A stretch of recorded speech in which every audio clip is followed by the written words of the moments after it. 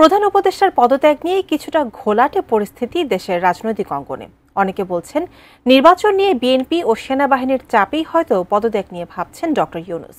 এমন পরিস্থিতিতে এবার প্রধান উপদেষ্টার পদত্যাগ নিয়ে মুখ খুলেছেন পরিকল্পনা উপদেষ্টা ডক্টর ওয়াহিদউদ্দিন মাহমুদ। কি বললেন তিনি, জানাচ্ছেন এসআই রাজ।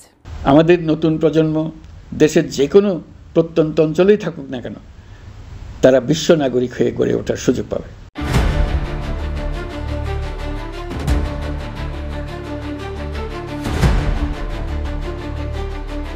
দেশের বর্তমান পরিস্থিতিতে ক্ষোভ আর হতাশা প্রকাশ করে পদত্যাগের কথা ভেবেছিলেন অন্তর্বর্তী সরকারের প্রধান উপদেষ্টা অধ্যাপক ডক্টর মোহাম্মদ ইউনূস। তার মতে এভাবে দায়িত্ব পালন সম্ভব হচ্ছে না, কারণ নির্বাচন নিয়ে চাপ আর একের পর এক আন্দোলন যেন কোনোভাবেই সংস্কারে মনোনিবেশ করতে দিচ্ছে না তার সরকারকে। তাই যদি ঠিকঠাকভাবে কাজ করতেই না পারেন, তাহলে প্রধান উপদেষ্টার পদে থেকে লাভ কি?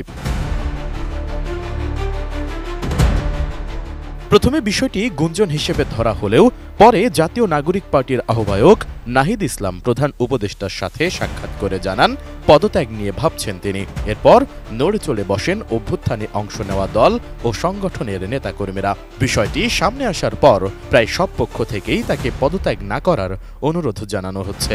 আমরা চাই মাননীয় প্রধান উপদেষ্টা থাকুন, আমরা ওনার পদত্যাগ চাইনি, এখনো চাই না।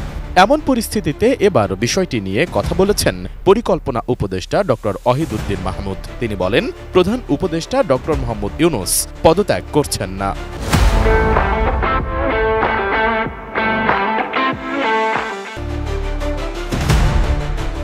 শনিবার সকালে জাতীয় অর্থনৈতিক পরিষদের নির্বাহী কমিটির সভা অনুষ্ঠিত হয়।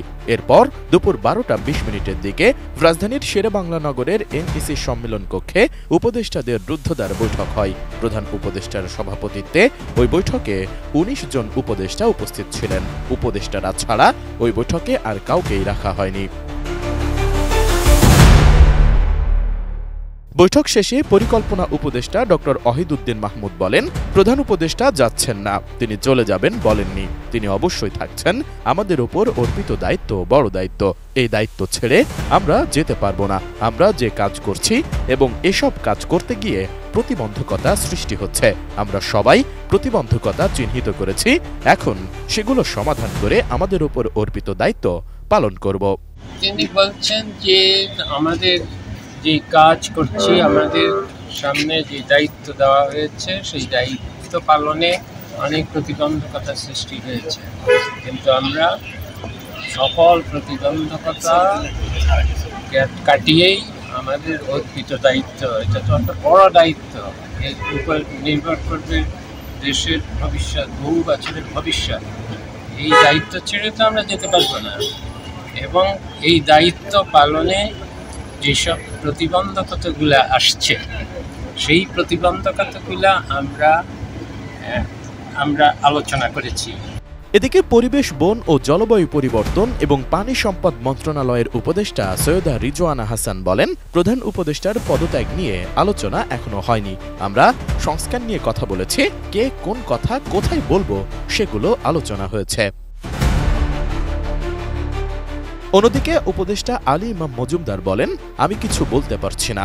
এছাড়া উপদেষ্টা তৌহিদ হোসেন ও আসিফ মাহমুদ সজীব ভুঁইয়ার কাছে বৈঠক সম্পর্কে জানতে চাইলে তিনি কোনো জবাব দেননি। পরে অবশ্য প্রধান উপদেষ্টার প্রেস উইং থেকে উপদেষ্টাদের সঙ্গে রুদ্ধদ্বার বৈঠক সম্পর্কে একটি বিবৃতি প্রদান করা হয়। এসআই রাজ, এটিএন নিউজ, ঢাকা।